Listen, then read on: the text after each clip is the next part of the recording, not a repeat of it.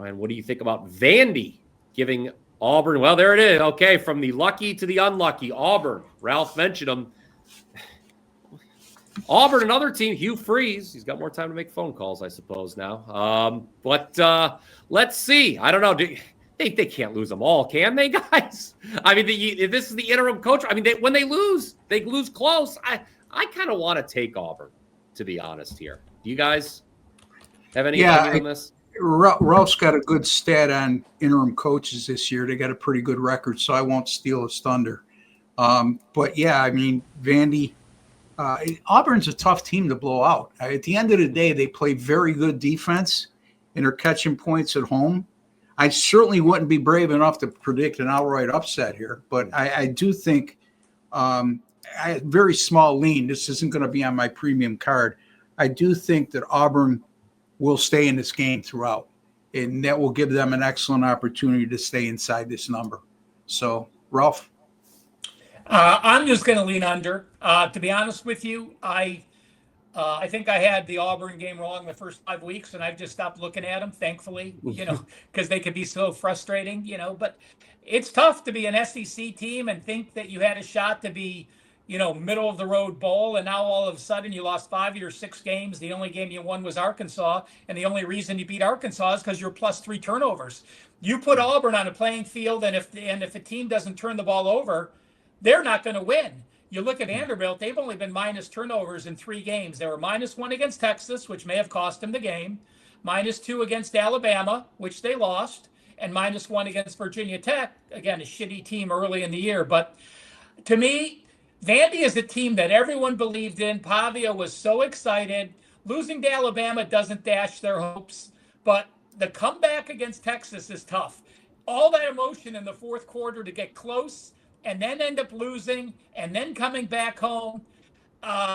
2 desperate teams. So I'll lean under and I'll lean Auburn, I guess.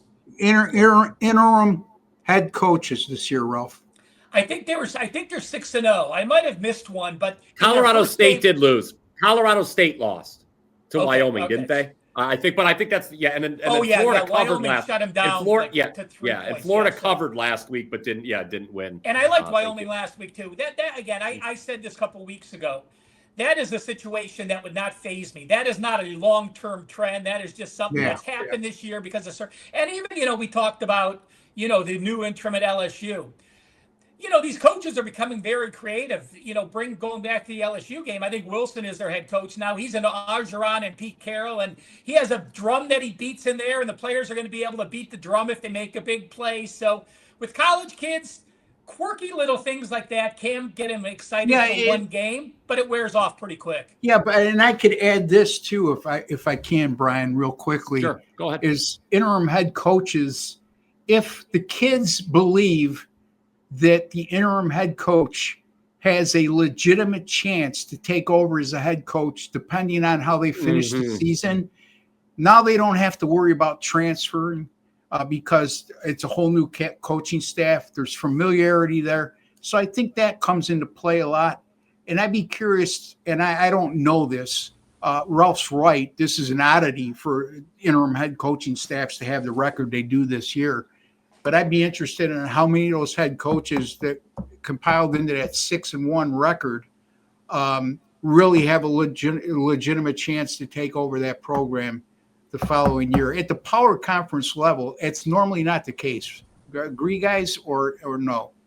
Yeah. And again, a lot of times you got to remember, most of the guys that become head coaches are the quality OCs and DCs.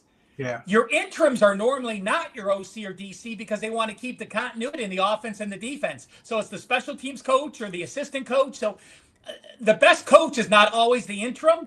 They're trying to keep the other units calm, peaceful, and have some continuity to them. Yeah, Dabo Sweeney actually was an interim head coach when Clemson got off to a bad start. He was the wide receiver coach. He wasn't the OC. He was the wide receiver coach. It's a good point. Yeah, and obviously this year has been so unique with so many in season. You don't normally see this. I mean, it's going to happen more and more, obviously. Yes. NIL money allows them, if there was no NIL money and there were no boosters like they were, LSU doesn't fire them. Florida doesn't fire them. Now it doesn't matter. The money's free flowing.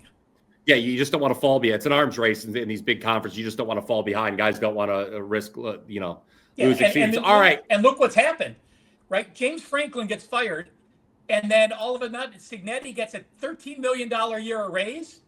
And then some guy at Nebraska, who I think is 27 and 25, gets a $6 million raise because they think they might go to him to try to get their coach. So, hey, being over 500 now in college football is being like an old left-handed starter in the MLB. You just get paid. Yeah, but and Nebraska paid and paid. took over a program that was a mess at Nebraska in his defense.